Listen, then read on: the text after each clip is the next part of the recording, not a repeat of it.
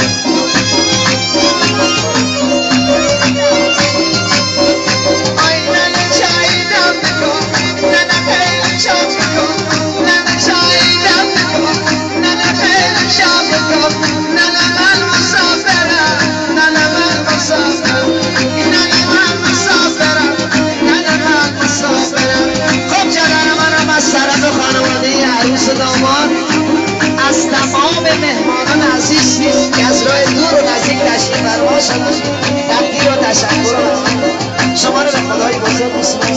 خسته نباشید دوستان عزیز. خسته نباشید.